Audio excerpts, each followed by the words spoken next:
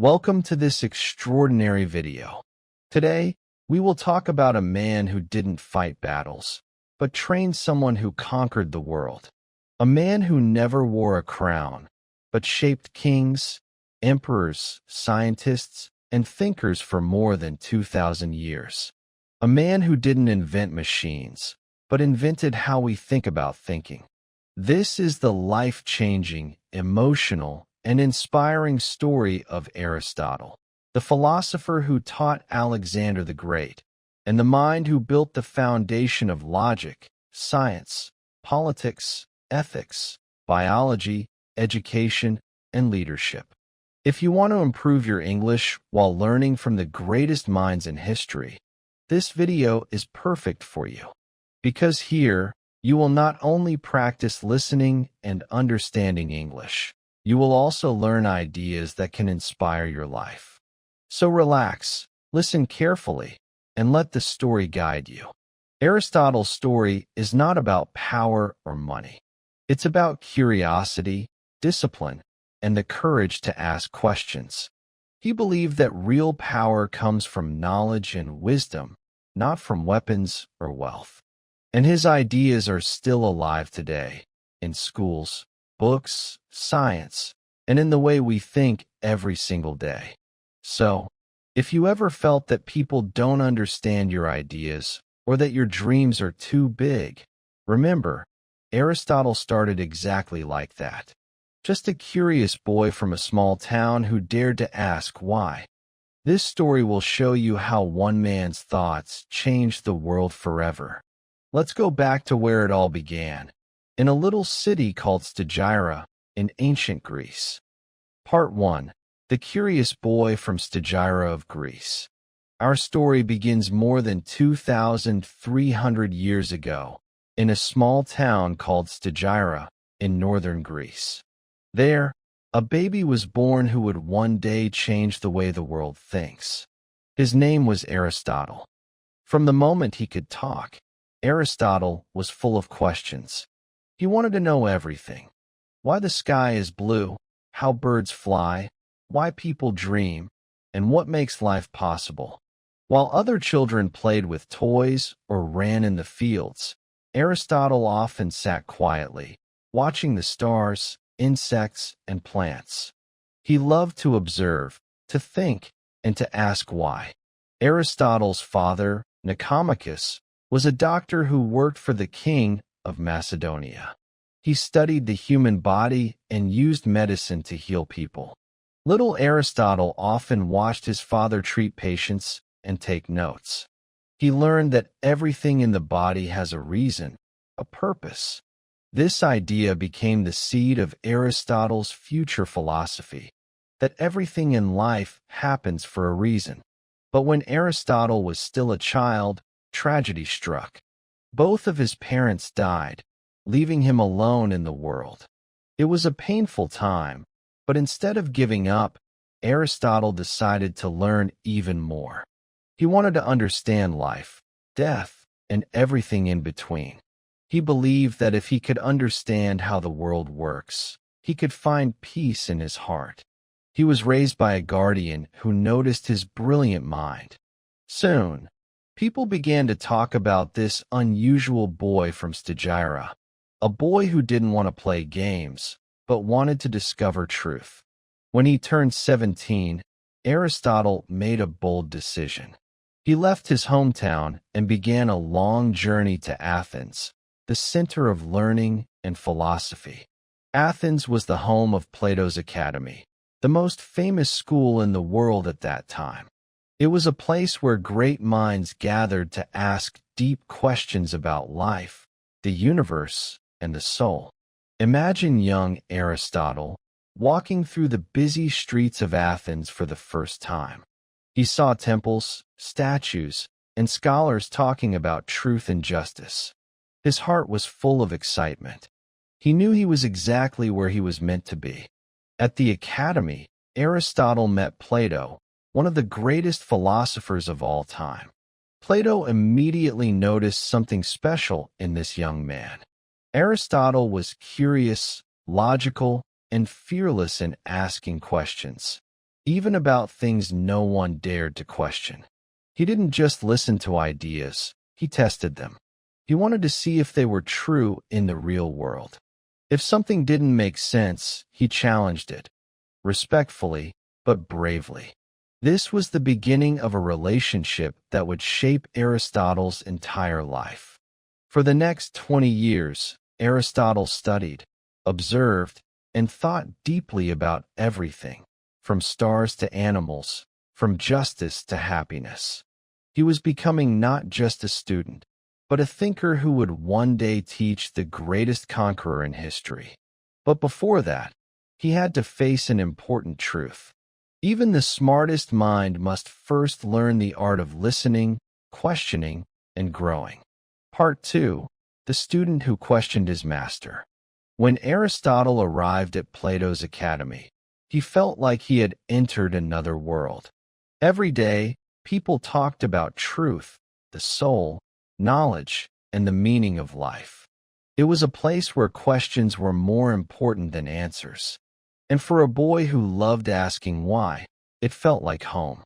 Aristotle quickly became one of Plato's best students. He listened carefully, took notes, and thought deeply about everything his teacher said. Plato believed that the world we see is not the real world, that there is a higher world of perfect ideas. For example, he said that every chair we see is just an imperfect copy of a perfect chair that exists only in the world of ideas. At first, Aristotle admired this way of thinking. It was beautiful, poetic, and full of imagination. But soon, something inside him started to question it. He thought, how can we study a world we cannot see or touch? He believed that the real world, the world of trees, animals, people, and stars, was worth studying.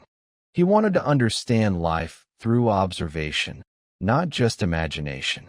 So while others closed their eyes to see Plato's perfect world, Aristotle opened his eyes wider.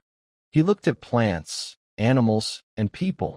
He studied how things grow, move, and change. He believed that knowledge should come from experience, not only from dreams. Many students at the academy followed Plato's ideas blindly. But Aristotle was different. He respected his master deeply, yet he wasn't afraid to disagree. He once said, "Plato is my friend, but truth is my greater friend." That single line shows who Aristotle really was: honest, brave, and loyal to truth above all else. Plato saw his young student growing into an independent thinker. He knew that Aristotle's mind was special, even though they didn't always agree. When Plato died, Aristotle had already spent 20 years at the academy. He had learned everything he could, and it was time to find his own path. After Plato's death, Aristotle left Athens and began traveling across Greece and Asia Minor. He visited different cities, met scientists, and studied all forms of life. Everywhere he went, he collected information about plants, animals, governments, and people. He was becoming not just a philosopher, but also a scientist, a researcher, and a teacher. During these travels, something amazing happened. He was invited by King Philip II of Macedonia to become the teacher of the young prince, a boy who would one day be known as Alexander the Great.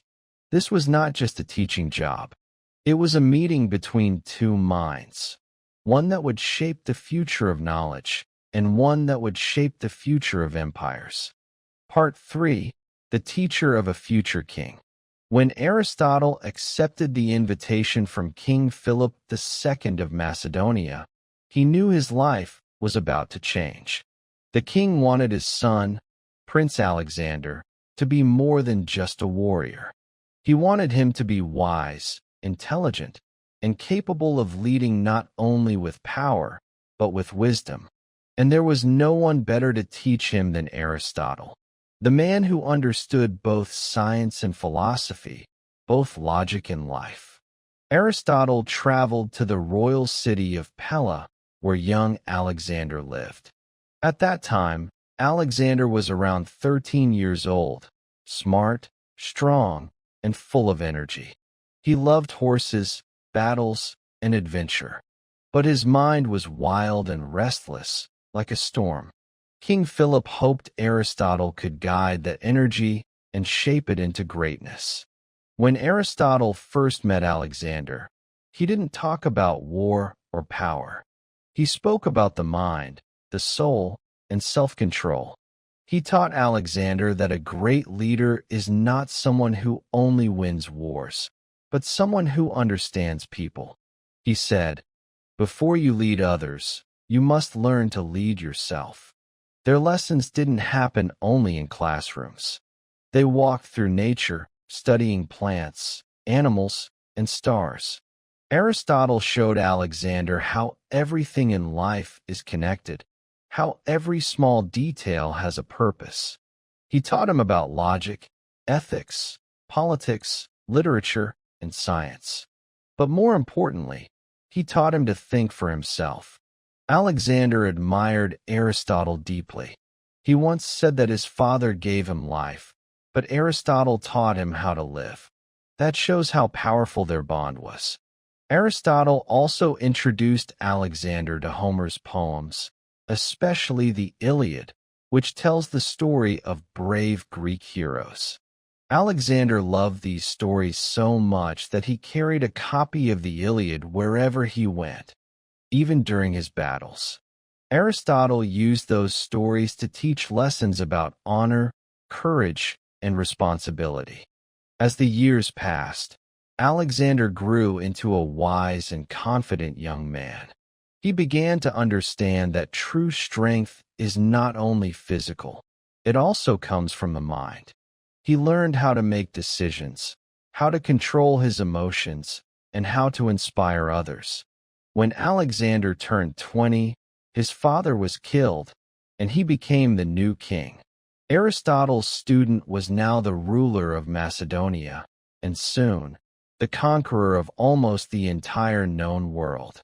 Even after Alexander left to lead his great empire, he never forgot his teacher. He often sent Aristotle rare plants, animals, and materials from the lands he conquered, so Aristotle could study them and continue his research. Their connection remained strong, built on mutual respect and love for knowledge. Aristotle's time with Alexander proved something very important, that education can create leaders, not just soldiers.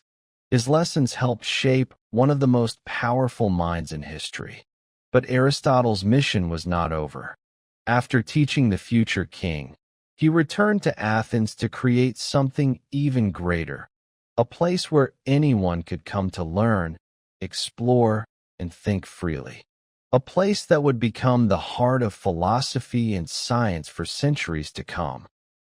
Part 4. The Lyceum, the school that changed the world. After years of teaching Prince Alexander, Aristotle returned to Athens, the city where his own journey of knowledge had begun. But this time, he came back not as a student, he came as a master. Athens had changed. Plato was gone, and the academy was now run by his followers. But Aristotle didn't want to return there. He wanted to build something new, a school that didn't just talk about philosophy, but also explored nature, science, logic, and life itself. So, around the year 335 BC, he founded his own school. He called it the Lyceum. The Lyceum was not an ordinary school. It was more like a living laboratory, full of students, ideas, and experiments. There were no strict walls between subjects. Students could study philosophy, politics, biology, art, astronomy, and ethics, all in one place. Aristotle believed that everything is connected, and that to understand life, you must study all parts of it. Every morning, Aristotle would walk with his students in the gardens near the school while teaching. That's why his followers were called peripatetics, which means the walking philosophers. They didn't just sit and listen, they observed, discussed, and explored. Aristotle encouraged everyone to question everything, even his own ideas. He taught them to look carefully at the world and find patterns in nature. He collected animals, plants, and fossils, studying their shapes, movements, and behaviors. In a time when people still believed in myths and magic, Aristotle used reason and observation to find truth. He created one of the first systems of logic, a way to understand how thinking works. He believed that if you think clearly, you can find truth without guessing. His method became the foundation of scientific thinking and modern education. Aristotle also wrote hundreds of books on every topic imaginable, from politics to poetry, from the human body to the stars. Sadly, many of his writings were lost over time, but what survived still shapes our world today. The Lyceum became a place where the best minds of Greece came to learn. It was open to everyone, not only the rich or powerful. Aristotle believed that education should be for all who seek wisdom. He often said that the educated differ from the uneducated as much as the living differ from the dead. For him, learning was not just about knowledge, it was about life itself. In the Lyceum, he also developed his famous idea of the golden mean. He taught that happiness comes from balance, not too much, not too little. For example, courage is between fear and recklessness. Generosity is between selfishness and waste. To Aristotle, a good life meant living with balance, purpose, and virtue. Under his leadership, the Lyceum grew into one of the most respected centers of knowledge in the world. And from there, Aristotle continued to influence kings, scientists, and philosophers for thousands of years. But even great thinkers faced challenges. When political winds changed in Athens, Aristotle's safety was once again at risk. And soon, he would have to leave the city he loved for the last time. Part 5. The Thinker Who Explained Everything. By the time Aristotle built his famous school, the Lyceum, he had already become one of the greatest minds in history. But what made him truly special was not just what he knew, it was how he thought. Aristotle didn't believe in simply memorizing facts. He believed that true knowledge comes from understanding, not from remembering. He wanted to explain everything, from the stars in the sky to the thoughts in the human mind. He believed the world could be understood if we used logic, observation, and reason. Every morning, he and his students walked through the gardens of the Lyceum, asking questions about life. Why do things move? What makes people happy? Why are some people brave while others are afraid? How do animals grow? These were not simple questions, but Aristotle never ran away from difficult ones. He studied plants and animals in great detail. He opened fish and birds to see how their bodies worked. He observed how bees built their hives, how horses ran, and how seeds grew into trees. From these studies, he became one of the first true biologists in history. But his curiosity didn't stop there. He wanted to understand human behavior too. He wrote about ethics, teaching that happiness doesn't come from money or pleasure, but from living a good and balanced life. He said that every person should try to reach their full potential, what he called their highest purpose. Aristotle also explored politics and leadership. He believed that good leaders must be wise, fair, and educated. He said that people should live together not only for survival, but for becoming better human beings. He believed the purpose of a city was to help its citizens live well, not just live long. He even studied art and drama. In his book Poetics, he explained why stories and tragedies make people cry, think, and grow emotionally. He said that good stories help us understand ourselves, and that art has the power to heal the human soul.